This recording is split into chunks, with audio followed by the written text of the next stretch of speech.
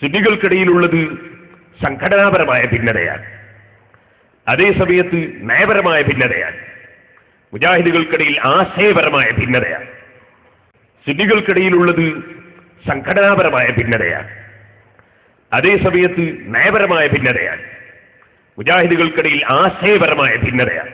എന്നാ കേട്ടോ നിങ്ങളിപ്പോ അതല്ലേ പറഞ്ഞത്, സുന്നികൾക്കിടയിൽ അടിസ്ഥാനപരമായിട്ട് തർക്കമില്ല, സംഘടനാപരമായ പ്രശ്നമുള്ളൂ എന്നല്ലേ നിങ്ങളിപ്പോ പറഞ്ഞത്.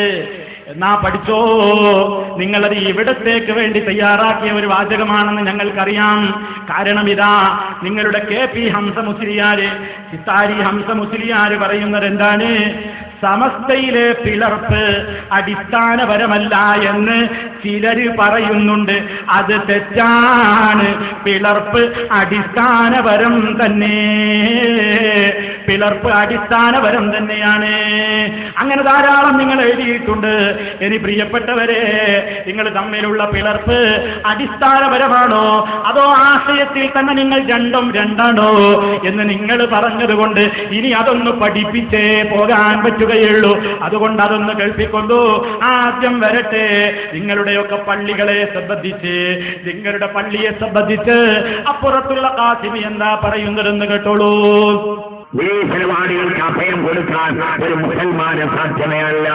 എന്തുകൊണ്ടാ മസ്ഊദിൽ കേരളാണ് പറഞ്ഞത്? ബഹുമാനപ്പെട്ട മഹാനായ അബൂബക്കർ മുസ്ലിയാർ റഹിമഹുല്ലാഹ് അവരുടെ നാട്ടിൽ ഒരു പള്ളിക്ക് കുത്തി നടത്തു. ആ നാട്ടുകാരെ വിളിച്ചിട്ട് പറഞ്ഞാൽ കുത്തി പറിച്ചെറിയണം. അത് മസ്ജിദുൽ ദിറാറാണ്. അത് മസ്ജിദുൽ ദിറാറാണ്. ആരെപ്പറ്റിയാ? നിങ്ങളുടെ പള്ളിക്ക് കുറ്റിയടിച്ചപ്പോ ഒരു പണ്ഡിതൻ പറഞ്ഞു അത് നീക്കണം, അത് മസ്ജിദുൽ ദിറാറാണ്. ഏതാ മസ്ജിദുൽ ദിറാറ്? റസൂൽ സല്ലല്ലാഹു അലൈഹി വസല്ലമിന്റെ മദീനത്തെ പള്ളിക്ക് സമാന്തരമായി മുനാഫിക്കുകൾ ഉണ്ടാക്കിയ സമാന്തര ബിൽഡിംഗ്, ആ സ്ഥാനാണ് അതിനെ നാ പറഞ്ഞത്. നിങ്ങൾ തമ്മിൽ സംഘടനാപരമായ തർക്കമുള്ളൂല്ലേ? ആരാ പ്രസിഡന്റ് സെക്രട്ടറി എന്നുള്ള തർക്കമുള്ളൂല്ലേ? പള്ളി എന്ന ഒന്ന് പള്ളിയാണ്, മറ്റൊരു പള്ളിയല്ല. ഒന്ന് പള്ളിയാണ്, മറ്റൊരു പള്ളിയല്ല. ഒന്ന് മുസ്ലിമീങ്ങളുടെ പള്ളിയാണ്, മറ്റൊന്ന് മുനാഫിക്കിന്റെ മസ്ജിദുൽ ദിറാറാണ് നാപ്പ പറഞ്ഞത്. ഇനി അടുത്ത ആൾ പറയട്ടെ നിങ്ങളെ പള്ളിയെ പറ്റി. പള്ളി കാന്തപുരം ഉണ്ടാക്കിയതല്ല. ഉള്ളാളെ ഞങ്ങൾ ജനിക്കുന്നതിന് മുമ്പ് പള്ളിയുണ്ട്. കാന്തപുരത്തിന് ഉമ്മാന്റെ നിക്കാഹ് നടക്കുന്നതിന് മുമ്പ് ഇവിടെ പള്ളിയുണ്ട്. ഏതാ പള്ളി? അവൽ മസ്ജിദിൽ ഖുസിസാല തഖ്വ അല്ലേ? പിന്നെ വേറെ ചില പള്ളിയുണ്ട്, നിങ്ങൾ ഉണ്ടാക്കിയ പള്ളി. അതല്ലല്ലോ, വേറെ പള്ളി. അതിനെ ഒരു മ്യൂസിയമായിട്ട് കണ്ടാൽ മതി. സലാത്ത് നഗറിൽ പോയപ്പോൾ ഞാൻ അവിടെ കണ്ടുപോയിരുന്നാണ്. അതിന്റെ പേര് വൈറ്റ് ഹൗസ് എന്നാണ് അവിടെയാണ്. ഒരു ഗ്രാൻഡ് ഹൗസ് അല്ലേ? പള്ളി മ്യൂസിയം, പള്ളിയല്ല. നിങ്ങളെ പള്ളിയല്ല, മ്യൂസിയമാണ്. സംഘടനാപരാണല്ലേ? അടിസ്ഥാനപരമായിട്ട് നിങ്ങൾ തമ്മിൽ ഒരു പ്രശ്നമല്ല. നിങ്ങൾ സംഘടനാപരമായ തർക്കം മാത്രമേ ഉള്ളൂ. എനിക്ക് കേട്ടോ, നിങ്ങൾ തമ്മിലുള്ള പ്രശ്നം വളരെ നിസ്സാരാണല്ലോ. കാരണം എന്താ?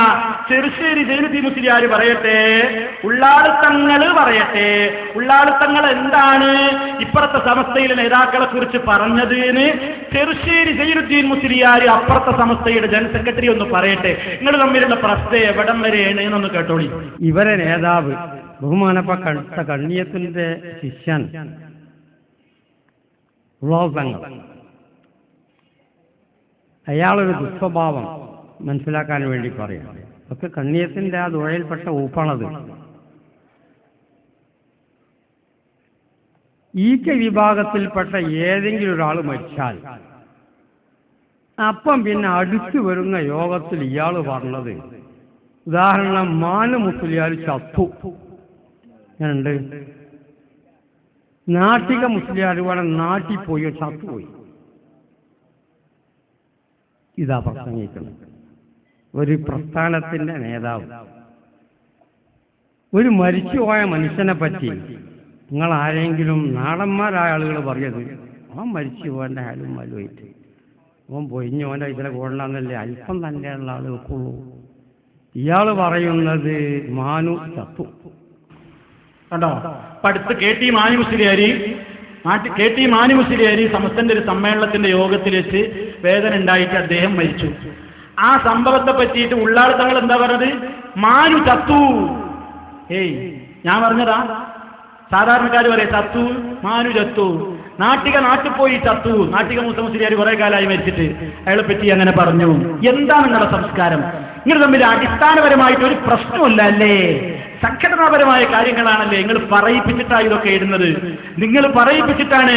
ഇനി നാട്ടിക മൂസ മുസ്ലിയാരെ കുറിച്ച് നിങ്ങളുടെ ഉള്ളാൾ തങ്ങൾ പറഞ്ഞത് കേട്ടോ. പറഞ്ഞവനൊക്കെ എവിടെ പോയി? എവിടെ?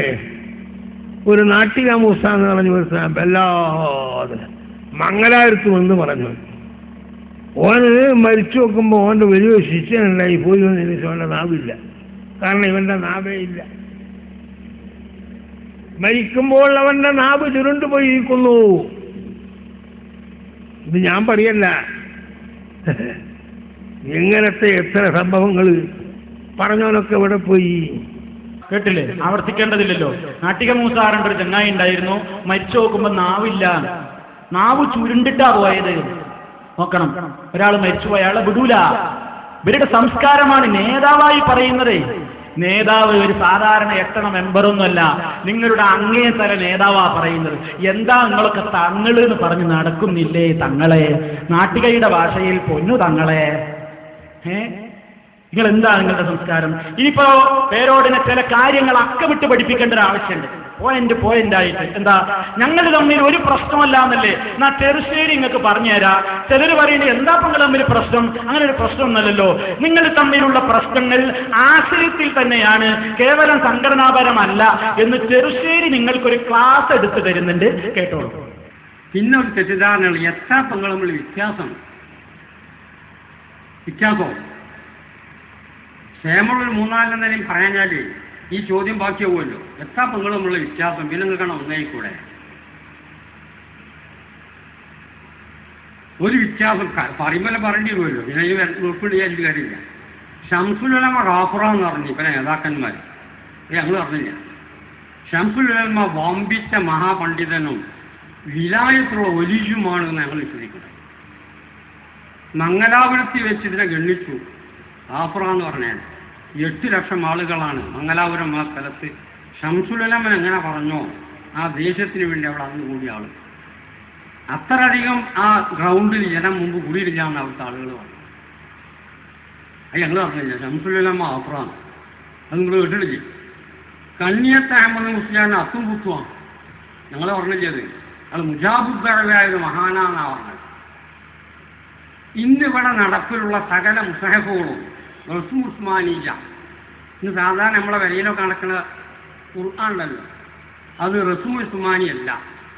അത് മുഴുവൻ അതിൽ ഓതൽ ഹറാമാണ്, അത് ചുട്ടികരിക്കേണ്ടതാവുന്നു എന്ന മറുഭാഗം പറഞ്ഞു. ഞങ്ങൾ സംഭവിക്കണേ. ഒരു മിനിറ്റ് മനസ്സിലാക്കാനിടയ്ക്ക് എത്ര ഗൗരവമായി പറയണത്. എന്താ വ്യത്യാസം? ഷംസുൽ ഉലമ കാഫിറാണ് എന്ന് അവര്, നമ്മൾ പറയണ ഔലിയയാണ്. ഒന്നാമത്തെ പോയിന്റ്. അടിസ്ഥാന ചില്ലറ പ്രശ്നമുള്ളൂ അല്ലേ? രണ്ടാമത്തെ പ്രശ്നം എന്താ? ഞങ്ങൾ ഓടുന്ന ഖുർആനാണ് ശരി, നിങ്ങൾ ഓടുന്ന ഖുർആൻ ചുട്ടുകരിക്കണത് ശരിയല്ല. ഖുർആൻ തന്നെ വ്യത്യാസമാണ്, അടിസ്ഥാനപരമല്ലല്ലോ, നിസ്സാര പ്രശ്നമാണല്ലോ. മൂന്നാമത്തെ കേട്ടോളൂ.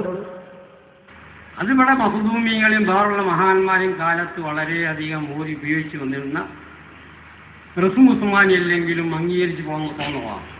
അത് ചുടേ, അതിൽ ഓതൽ ഹറാമോ ഒന്നുമില്ല. എന്നാൽ ഈ ചുഴണം എന്ന് പറഞ്ഞാൽ പോയി വിട്ടുക്കണോ? അതല്ല ഉണ്മ, ഇങ്ങോട്ട് വിട്ടിട്ടില്ല. പിള്ളാർ അവിടെ പോയി നോക്കി ആ ദർജയിലൊക്കെ നിറച്ച് റസൂൽ ഉസ്മാനി അല്ലാത്ത മുട്ടായാൽ വർഷങ്ങളെന്താ അമ്മ ഇതൊന്നും ചുറ്റിടില്ലേ? ആ ചുറ്റുടിയിലൊക്കെ നിങ്ങൾ ചുറ്റ് കാണിക്കണ്ടേ? മർക്കസിൽ മറ്റൊക്കെ പല കിതാബുകളും ഉണ്ടല്ലോ.